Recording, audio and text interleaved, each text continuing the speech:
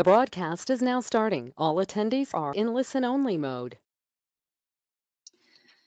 Hello, everyone, and welcome to Engaging Visitors During COVID-19 webinar brought to you by the Florida Association of Museums. Thank you so much for joining us today. I'm going to go through a few housekeeping items. First, I want to thank our partners, Visit Florida and the Florida Department of State, Division of Cultural Affairs. Hold on just a second.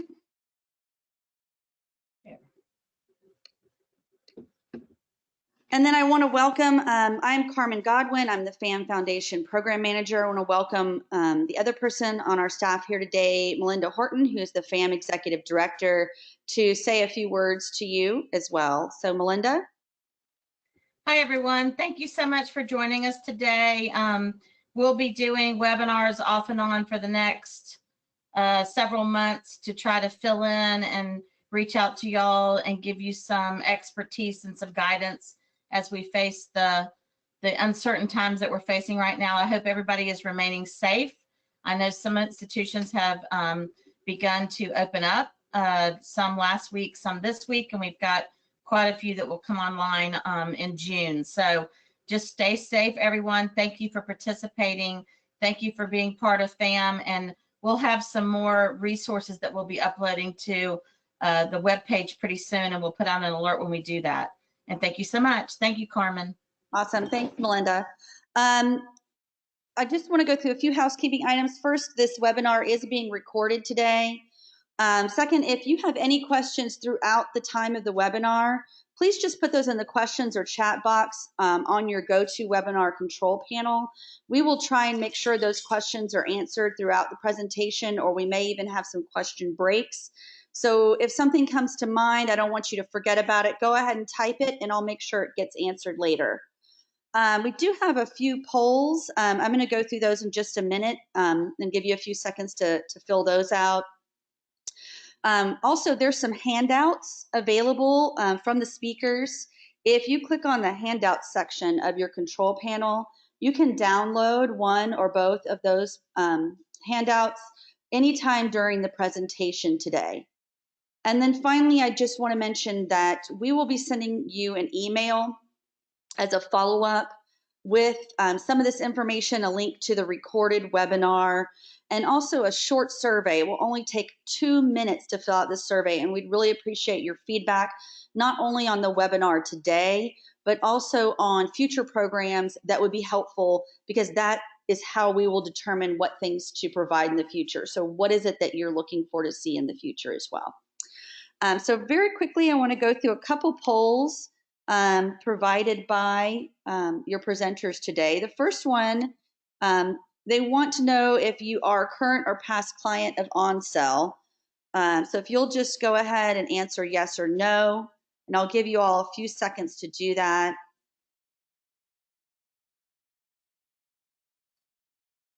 All right, I'm going to close out the poll in just a couple seconds. Thank you so much for responding. 86% are not and 14% are. So I wanted to go ahead and share that verbally with you for those of you who might not be able to see those results on your screen. The second poll is, since the COVID-19, have you implemented any new digital initiatives? Virtual reality, augmented reality, 360 video, any virtual tours or apps? So if you'll go ahead and answer that question, I'd really appreciate it. I'm going to give you a few seconds to answer that.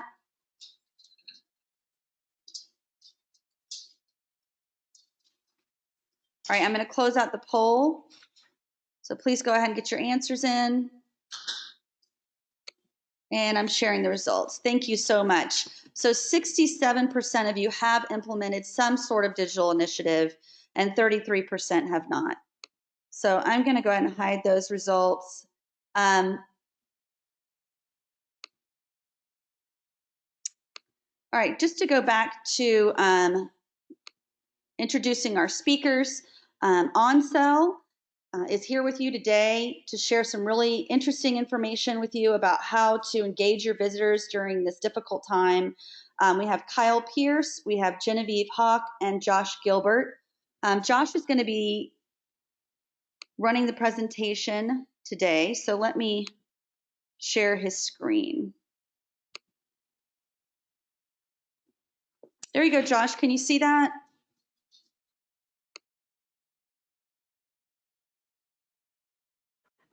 Okay, is everybody able to see my screen? Yes, I can see you. Looks good. Thank you so much. Perfect. Hi, everyone. Thank you, Carmen, and thank you, Melinda, so much for having us and allowing myself, Kyle, and Josh to kind of sign on and share a little bit of our expertise. I was really happy to see in the poll that people have been including new digital initiatives in terms of those virtual realities, augmented reality, 360 video, and things like that. Reason being is we are going to show you a little bit how to augment your app-based experiences on-site and off-site visitors both as well. And also in terms of that, we are going to show you a little bit more of how to create those, how to gather content efficiently and effectively, and also how to maybe add in those experiences. So if you have a 360 video, if you have something virtual reality or augmented reality, all of that stuff can be put into an app to really create more of a well-rounded digital experience with quizzes and badges and you know, something a little bit more interactive and more educational as well. So it's not just a video, but you're creating something that can be used as a real remote learning experience or digital experience. So as Carmen had mentioned, my name is Genevieve Hauck. I'm the Marketing Communications Manager at Onsell. I had come on with Onsell about a year ago to mainly manage the arts clients, especially museums, because I am arts management and I've worked in museums for a really long time. So I'm going to go over a little bit today in terms of marketing these new experiences and getting these new digital offerings out there and kind of what you can do. I'm not going to go over these really big campaigns that we've seen, stuff that's going to take thousands and thousands of dollars, because obviously that's not really something that's feasible right now for many organizations. And at the same time, there's things you can do that are effective and affordable and really quick that maybe you aren't thinking of, maybe you have thought of, but we'll just go over some of that stuff today. So I'll hand it over to Josh and Kyle to introduce themselves, and then we'll go into a little bit more of these app experiences and how to gather that content. Yeah, hi everyone. My name is Josh Gilbert. I'm the head of client success here at Onsell. I've been with Onsell for about 3 years now, and myself and my team, we work with our customers to strategize on how these apps will look, what's going to go in there, and then also walking through the process of getting those apps up and running, launched, and then anything ongoing, whether it's updates, changes, complete reworks. We're always here to help with that. Hi everyone, Kyle here. I've been with Onsell for over 6 years now and now lead the sales team on helping new clients understand how an app can be useful for them, different services that we provide, and just brainstorming ideas mostly on what's possible. So that's actually where I'm going to start by discussing with you guys today about how these experiences and being able to virtually connect with people or these digital experiences can be used in multiple different ways. It's much more than us as an app company. Obviously, that's where most of our expertise lies, but it's much more than that.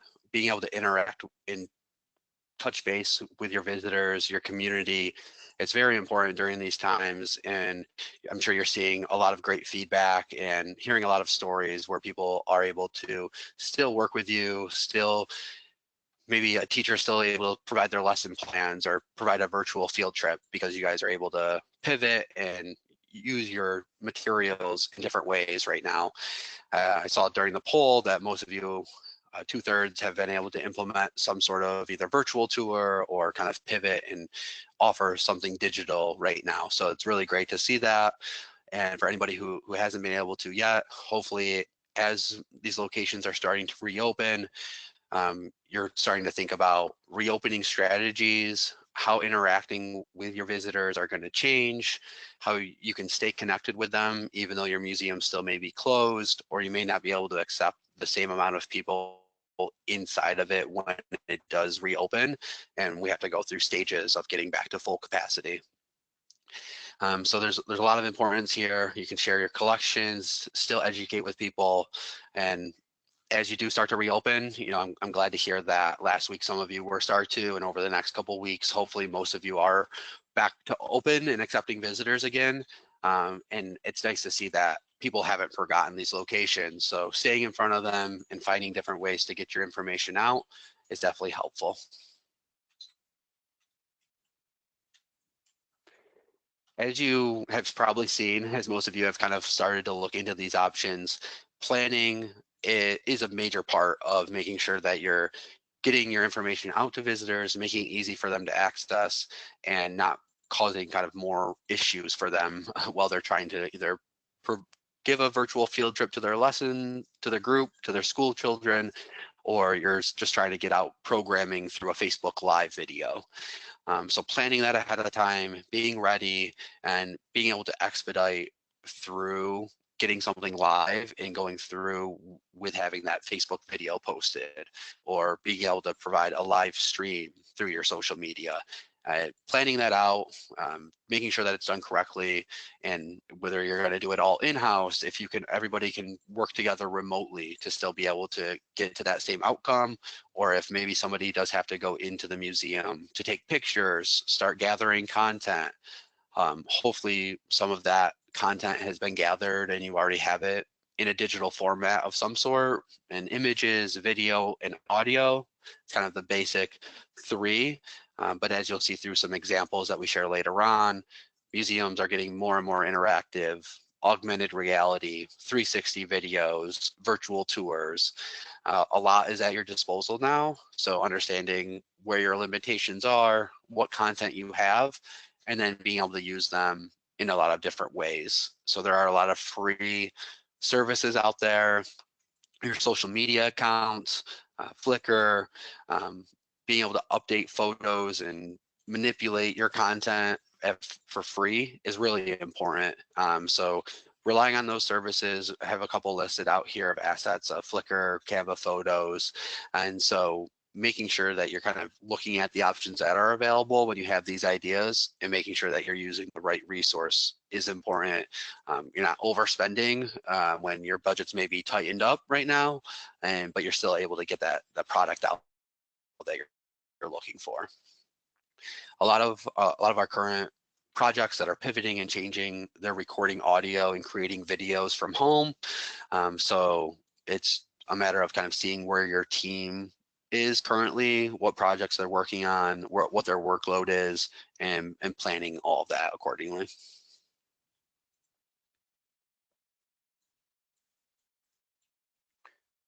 So then kind of once you do plan out getting some of those experiences going and live, usually right now, as we all got thrown into the COVID crisis almost immediately without much warning, that first initial phase of getting that experience going is very important, but then you can also build on those experiences, make them more engaging in a lot of different ways. So you can add in different quiz functionalities and features.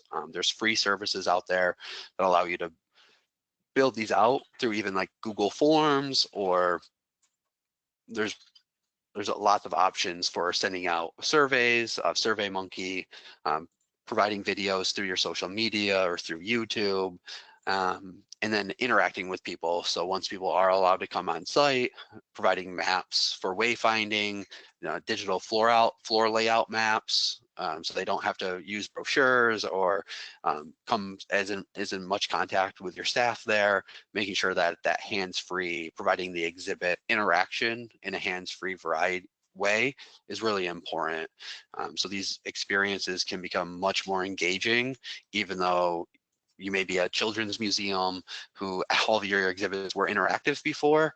There's still ways to allow people to get that same information, as much as it's still may not be as interactive as solving the puzzle and then watching the ball go up through the system and then trigger something else happening. You can still show a video of when that was happening, and if somebody was to push that button, what could happen.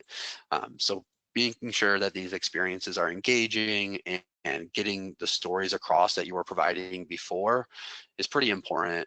There's variety of different ways, from interactive games and scavenger hunts to just providing maps and videos and basic surveys to keep people interactive, engaged, and then answering back through them, either through email or through your social media.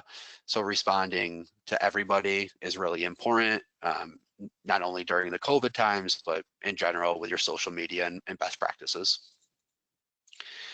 So now I'm gonna pass it over to Josh to share a few examples, and then I'll come back in a few minutes and talk about a couple examples too. Yeah, thanks, Kyle. Yeah, so we'll take a deeper look into some of these apps that are out there.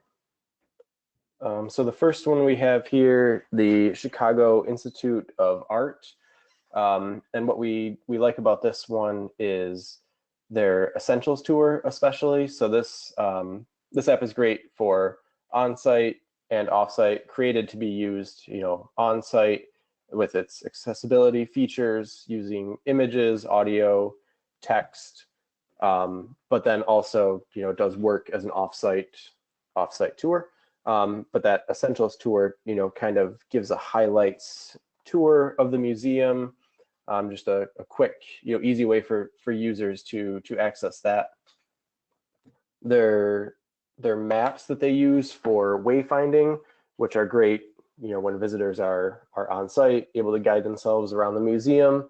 But then also, if you're off site, those maps, kind of give you that same feeling of being, actually being there. Some of the cons here is the time. So creating, a completely immersive tour does take quite a bit of time. That content gathering, which this was created, prior to all of this, so there was that time. And as Kyle mentioned, there are, a lot of ways you can expedite that process.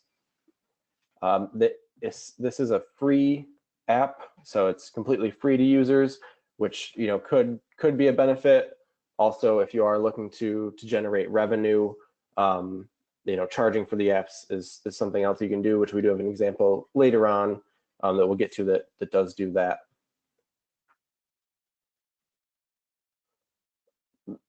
This next example here, the Walt Disney Family Museum, again with accessibility and inclusivity. This app has it's been translated into 18 different languages. So the full tour in those 18 languages. They do have an audio described tour for visually impaired visitors or app users. They have an ASL tour as well, and a social story. So anybody on the autism spectrum that would be visiting can see, the social narrative of what they're going to experience at this museum. They've digitized their collections, so most of what they have is here in the app.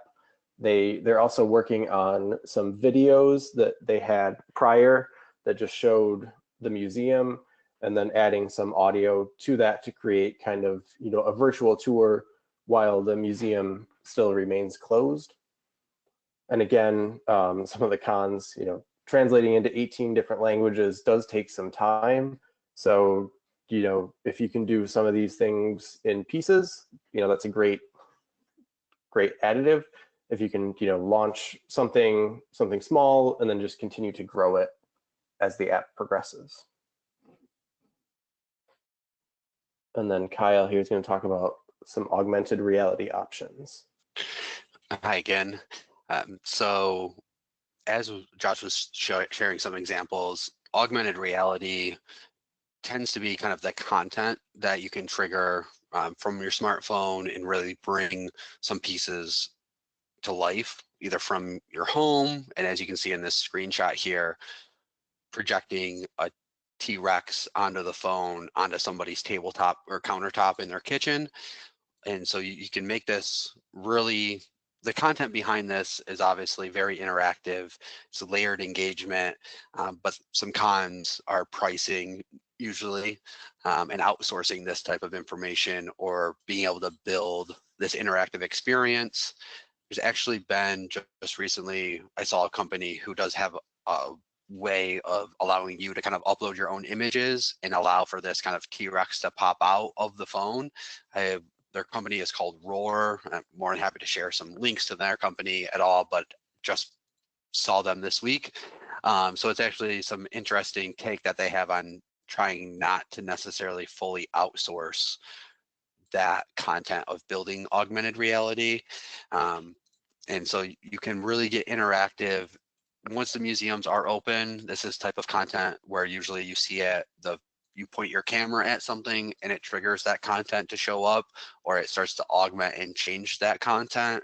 Some other examples that I've seen are like on the wine bottles or liquor bottles, you put your phone in front of the label and then it tells you a story about that brand and the story behind that particular kind that you're looking at. So there's a lot of different ways that this type of content can be used, and it's very interactive. It's one of the newer forms of content creation, and it varies from museums and turning your exhibits, bringing them to life, to playing different videos and sharing different information from years ago, depending on what your stories are that you're telling. So this interactive technology is really cool and really interactive, but something that most people right now don't necessarily have the time to commit in the project to outsource something completely new. But as you do look at reopening and coming back to full strength, these extra experiences are going to be something that a lot of museums look to do, in different ways to be able to provide a more interactive experience when you're not maybe able to interact with exhibits or be in as big of groups. So being able to provide the same experience or be able to show somebody how packed an area was with people beforehand, this is going to be a really good way to bring that to life from somebody's phone. And then the National Gallery of Art, they do a really great job with their experience of being able to tailor their experience to an individual. So if you go out to their website and find their app, you can actually, from the start, it asks you if you're there on site or if you're not. And so they do a good job of using this now during COVID, because most people are going to say, no, I'm not there at the location, I'm off site, or I can't go inside. And so then it kind of tailors that experience then to you not being there on site. And so being able to choose those different tour paths, as some people may build them out as, or separate locations, really, you know, those experiences of remote learning versus in-person learning, it's a little bit different. So kind of going back to that planning slide that I had before, making sure that you're understanding where your visitors are coming from, what they're going to be able to do in your museum, or what they may not be able to do, and guiding the different experiences towards that. So paper handouts, signs for marketing and brochures, and pointing people in the right direction, all very important in making sure that you're getting the information to people, and in this case of the National Gallery of Art, being able to provide that same experience off-site.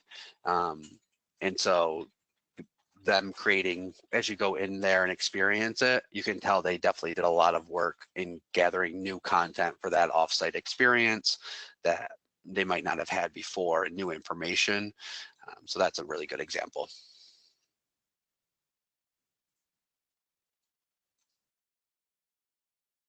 And here we have the Memorial Art Gallery, their app called Mag Explore.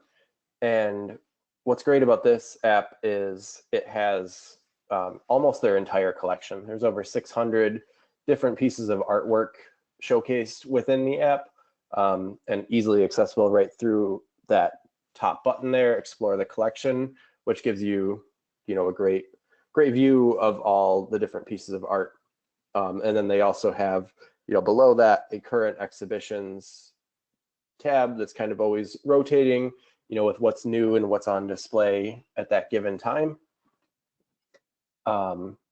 Which, both of those, this app can be used for educational purposes, makes it easy, for anybody of any age to access these different options. They have, a lot of different learn more options, meet the artist. You can, dive really deep into the history and the techniques of these different pieces. And again, like we said, a fully digitized collection with images, audio, and text. They do have some outdoor walks as well, which, as things are reopening, are going to be really important. You can walk kind of around the outside of the site with their Poets Walk and their Story Walk. And then also what's really great about this app is the favorites option that they have, which, as we were talking about with the Chicago Institute of Art that has their Essentials tour, this favorites option kind of allows the user to select and kind of curate their own tour. So if they're viewing this now, while the institution is closed, they can see the collection, they can favorite their different, their favorite pieces of art. And then when they're actually able to go back on site, they have that kind of curated tour already set to go.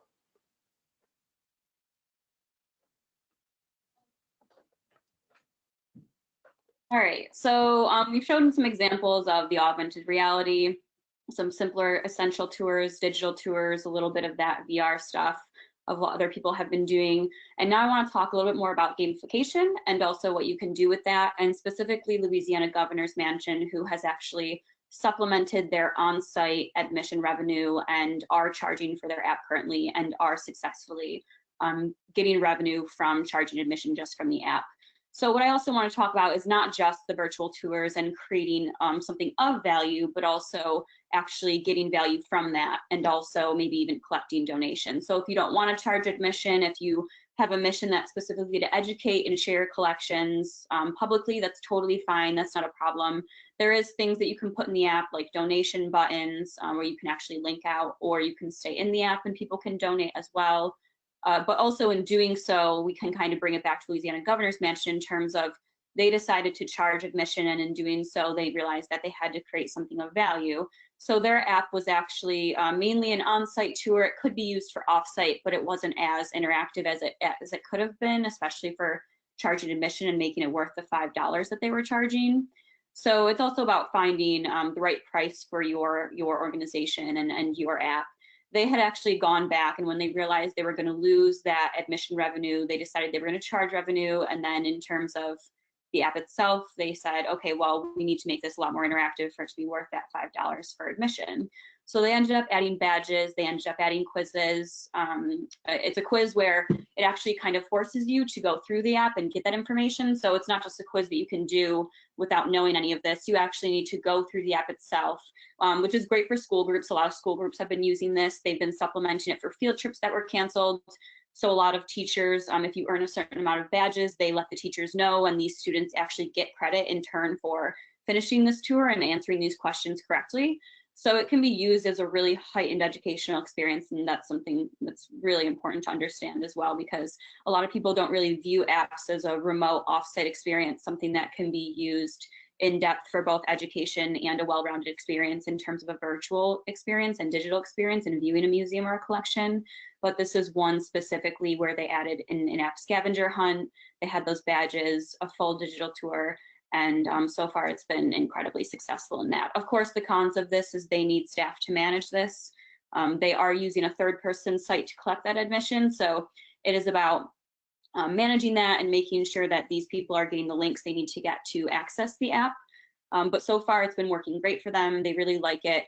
And this is just one way that you can kind of use that added interaction, that added engagement, if this was something that your organization wanted to do in terms of charging for this experience or just collecting donations. Hey, Genevieve, I've got a question, if you don't mind. Yeah, absolutely.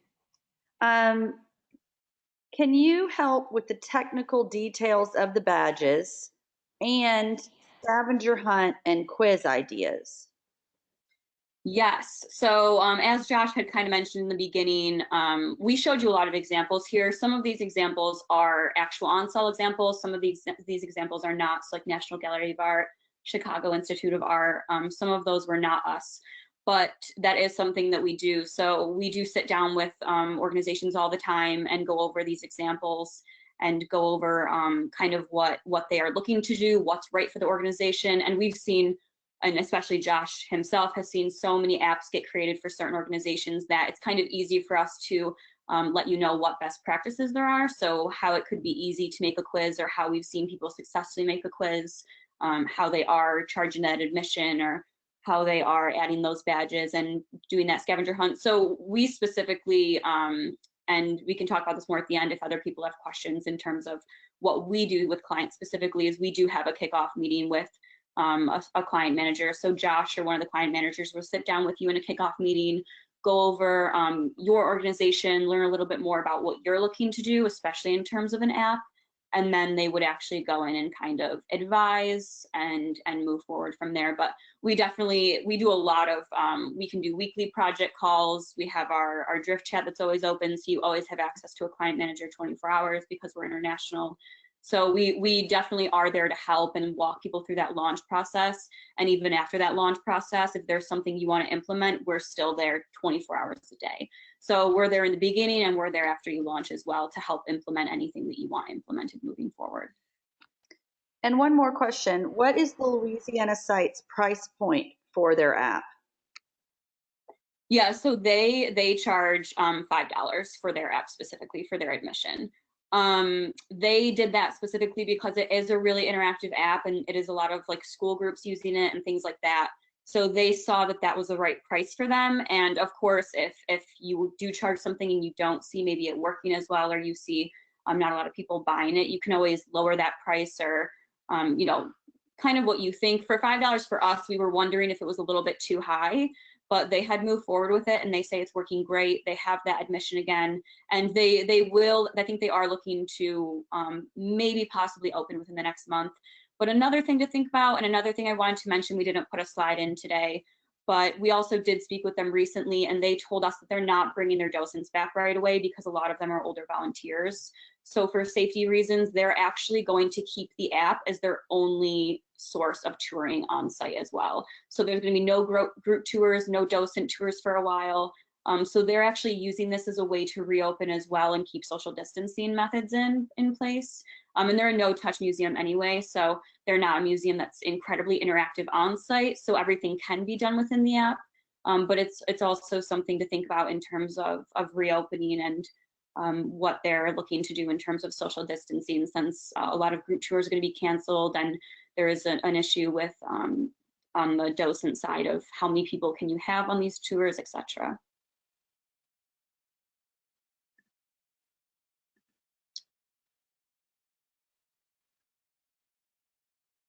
All right, and Josh, do you want to go to independence? Thanks.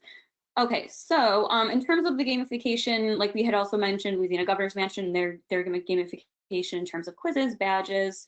One thing I want to touch on here is Independence. They're more for tourism, so they were a city that actually created this, and it's worked out really well for them because they modeled it after the Oregon Trail game. So their badges are actually supplies that you collect along the way. They have photo filters, which is a great one in terms of putting that on social media and interacting with younger users and educational experiences. A lot of these younger users like these photo filters. These are really fun for them to use. The edutainment aspects of this specific app are kind of endless. It's a really interactive learning experience, and you get to play this game and learn the entire way. And then they also do have a digital tour as well. So it can be used on site or off site. And the great thing about this is that it's a game, so it can be played over and over, and its value kind of, it stays. So that's another thing to think about. And then obviously the cons to this is, like we mentioned, this takes a little bit more time and a little bit more content, but other examples that we've shown, you know, Memorial Art Gallery, things like that, if you have those digital assets, if you have any digital assets, we've had certain people get an app up within a week. We've had certain people take a month. We've had certain people take a year. So it really depends on how much time you have and what type of content you have. But this is just one of those that it's very gamified and really kind of shows what an app can do in terms of a well-rounded digital experience. And as I mentioned before, creating that virtual video, that augmented reality, We've seen a lot of people talk about Matterport video lately. That is something that can also be put in an app. So if you were to take that Matterport video, which isn't really interactive because you can just kind of walk through an institution, you can't really click on a painting and see the background on that, the artist who made it. One thing you can do is you can take that Matterport video specifically and you can embed it into your app. So now you've taken something that's a really fun virtual experience and you've created this really much larger, well-rounded digital experience that people can use on and off site. So that's something to think about in terms of the digital experiences you've been implementing since COVID-19 crisis happened, and kind of moving forward and maybe making it a larger virtual experience, something that people can also use both on and off site as well. All right, so like I had mentioned, we're going to go over a little bit of the marketing aspects and kind of what you can expect. So one thing that we had been discussing kind of internally, but also that we've seen a lot of people doing is social media. You have your pinned post. That's something that's really easy. So if I were to, let's say, create one of these experiences, or I were to create an app, the first thing I would probably do is I would want to let people know on my social media. I'm going to go over some website promotions that we've seen. We've seen some people actually put it as the first page on their website. The first thing people see is a big announcement that they have this actual digital tour or this virtual tour or this app. And that's something that is really important because people are going to be looking for when you're reopening, they're going to be looking for updates. And I think it's really nice to just have something where it's like, hey, our doors are closed right now, but virtually we're open. And it just kind of allows people to go right to your website and access that app or that virtual experience right away.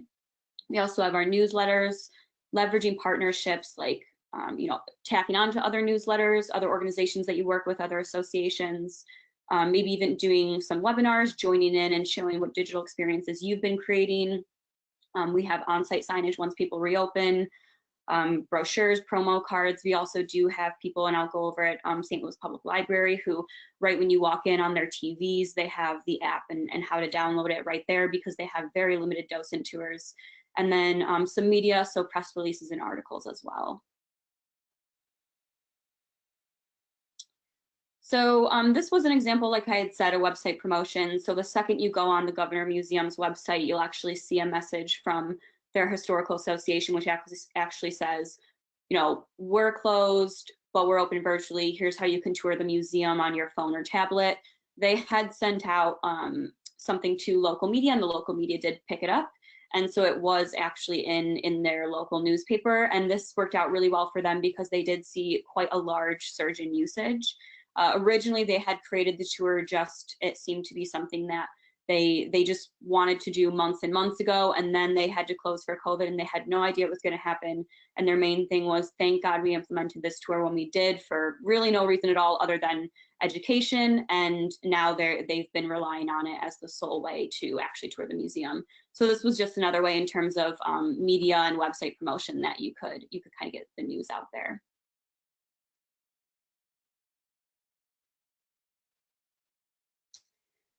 And then we have the National Gallery of Art. So they also have kind of that COVID-19 announcement on their website. This is the very first thing you see when you go to the website, and it's right front and center. You can see digital exhibitions, you can see virtual tours, you can see highlights of the collection, learning opportunities, and this doesn't specifically speak to their app exactly, but they have a lot of virtual videos that they're promoting right now. So again, just another website promotion that you can see here that they have right when people go to the website.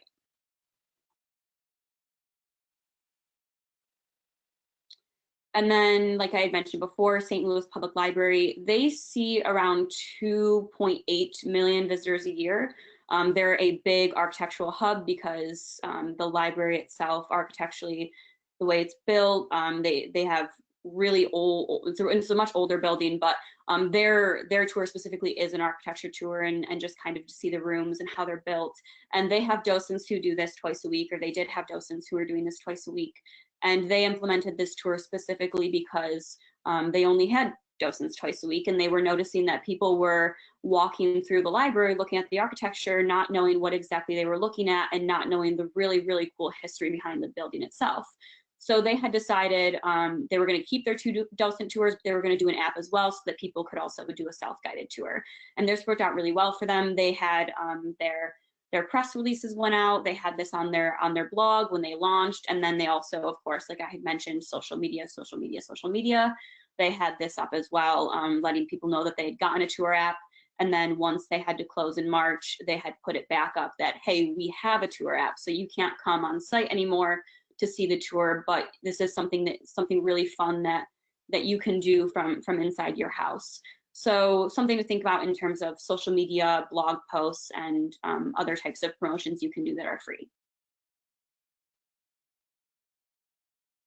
So that's all we really had for the marketing examples. The other thing I did want to mention before we kick it over to Q&A is reaching out to where your audiences are exactly. So audience reach out if you have an educational app, if you have something that can be used for education at all, collections, art students, reach out to schools, reach out to universities. Where are your users? Are they in Facebook groups? Are they directly on your social media? So it's really important to know where your target audience is and how to reach them. But in terms of marketing, that's basically just what's affordable and what you can do in terms of resources available to you that would probably work out best, that we've seen really successfully work during the COVID crisis especially. All right, and I will kick it over to Q&A if there's any more questions. If you have any questions, I don't see any in the question box besides the ones that I asked you earlier. But if you have any questions, go ahead and type those in now and we'll make sure to get them answered for you.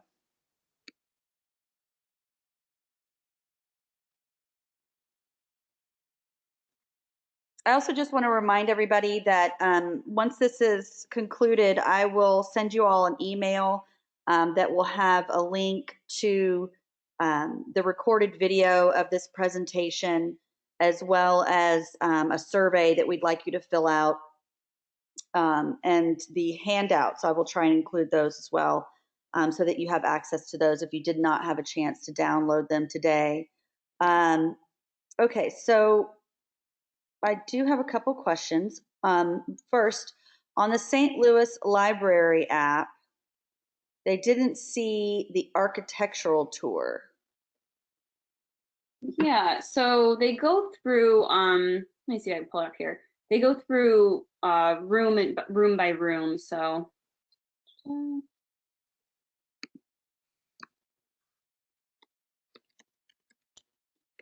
And you might be able to speak to that, Josh, too, where it's located specifically. So they have sites. So you can see, yeah, so if you go to slpl.onsel.com in your browser, if you go to the sites list, you can actually see all of the buildings and all the rooms and all of the architectural background behind them. So you'll be able to see all of that. They have the fine arts room, the atrium, the first floor, the Great Hall, the history and languages room. So they kind of do it room by room, so you can kind of jump around. Okay, and then another one, oh wait, that's a follow-up. Okay, the person just said that they were on their cell phone, not a web browser, so I guess they weren't able to see that. And then another person asked what the cost is to a museum. They didn't ask specifically, because you talked about quite a few things. It says they came late, so I don't know if they want to clarify what cost exactly they were asking about. Sure. So our pricing is on our website for our standard apps and our plans. But then also right now, because of COVID, we are running a promotion that for $1,500 for the first year, we'll actually build the native apps and help you get the apps live in the app stores, and it covers the first year of updates and changes. So there's a promotion that we're running right now during the COVID crisis. But if you look on our website, we do have our standard kind of plans and pricing laid out there, and then happy to kind of discuss with anybody or answer questions. Don't want to kind of go too far into that right now if other people aren't too interested. Okay, great. One more. This person, I've built a good deal of mobile tour app content, but I haven't really found a resource discussing mobile tour strategies. That is, what research is there on different strategies, narrative form, deep information games, free exploration for different audiences by age? Yeah, so we can speak to mainly what we've seen work for our clients in terms of usage and what's really driven that. The Independence app specifically speaks more toward that younger age group and that gamification, obviously, because of the Oregon Trail game. The online collections, if it's not really that gamified, obviously isn't going to speak to much of a younger age group. But we have seen, like the Governor's Mansion, that one specifically speaks to an older age group just because of the content in the mansion itself. So it really depends on the gamification and who your target audience is. And then that's something that we kind of also have discussed with people is who's your target audience, and here's what we've seen work for other people with a similar target audience. You know, if you're a mansion or a historical site, maybe you have an older target audience, or if you have a lot of field trips coming through, maybe you do want to add a learning center in the app. So there's also, it's important to mention as well, you don't only have to have an app that's gamified. You could have one small section of the app. So we do have a national forest, El Yunque National Forest, and we work with a lot of the USFS on their apps, and they actually have majority practical trip planning information, things like that, but then also a lot of them after like their mapping and stuff, they have a whole center dedicated to education and for children. So there is a smaller section you can have in the app that's dedicated to a certain age group if you're kind of diverse. But we have seen games and quizzes and things like that work really well in younger age groups, and a little bit more in-depth information for older age groups. Okay, let's see. Can you tell us more about what a learning center looks like? Possibly an example. Yeah, absolutely. So El Yunque National Forest, like I mentioned, you go into that app, and if you go to their learning center, you can actually see that they have quizzes and badges. Another one we have is Junior Rangers Quest with Mount Rushmore, and they have something that kind of leads students, or even any age group really, leads them through the quizzes, and then you earn these badges along the way. And once you earn those badges, you have a badge center in the app that keeps track of those badges, and then they actually get an on-site prize. So it depends. A lot of times it has quizzes in it. A lot of times it has some interactive video of rangers talking about their favorite animals, or images of animals, or images of certain sites at the forest or at the museum and things like that. We also do have an app specifically dedicated to the Museum of Play here in Rochester, Strong Museum of Play, and they have photo filters, which is really fun. And they're a very interactive museum. Everything in there is touchable. Everything in there is interactive, every exhibit. So they've done a really good thing in the app in terms of keeping it gamified, but also adding in those photo filters. And that's something that you'd mainly see in a learning center. You'd see a lot of quizzes, depending on how hard they are for certain age groups. Badges, maybe an in-app scavenger hunt. If you can find this page, you win this badge. You can also trigger those badges by geo-alert as well. So if people are on site in the museum, you can also trigger them. If you have like an outdoor art sculpture, you can trigger badges if they're actually at that, and they can earn those. So that's what we've seen a lot in terms of those learning centers. Okay, do any other museums promote events virtually or live on their app? Is it a good idea, or do you think visitors get annoyed by that? So there's definitely a part where I have some apps downloaded where I'm getting a push notification every day, and I'm sure most of you would agree that, that starts to get a little bit of annoying, and either pushing those settings off or deleting the app completely. So there is a fine line of not overdoing it, but it's a great way, if that's the only way that somebody is mostly following you, to promote those events and those live feeds anywhere that you can, and maybe not sending a push notification, but just having it listed in the app saying this is when we do our live feeds each week. So anybody who uses the app, they'll see that you guys also do that. but maybe not sending out a push notification every single time that you hold one. So there's definitely a line there of where it works for your organization and your visitors. You may get feedback from the visitors if you only send out one a week and let them know we're doing this 3 times this week. You may get feedback from them that, hey, we want you to send out us notifications every week, or you may get feedback to lessen the notifications. So working with those visitors and hearing what they're saying and be able to make those changes quickly is also important. Final question I have is someone who worked at Cranbrook before and wondering if that app is relatively new. Kyle or Josh, you would know when Cranbrook came on, right? Yeah, that app is relatively new. It's probably within the last 3 to 5 years. I don't actually remember the exact date, but probably the last three or so years. And it had a major renovation since then too. It started off smaller and only for one exhibit, I believe, and then has now expanded out to more of the whole campus. So it's definitely more interactive now. And that's something too that goes with the marketing, is making sure that the entire staff is aware that you have the app, you're letting people know to promote it, and that is a useful tool.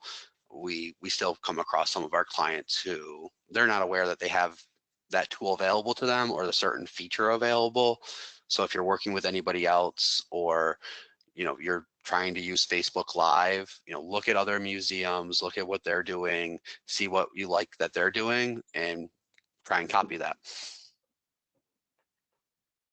Okay, great. I don't have any more questions in the queue. I want to thank you, Genevieve, Josh, and Kyle, for joining us today and sharing all this useful information with us. We really appreciate it. Any final words to our group? Yeah, I don't think so. If you do have any questions though, in terms of what we can do, but also maybe what you can do in general with an app, feel free to email us. It's going to be info@onsell.com.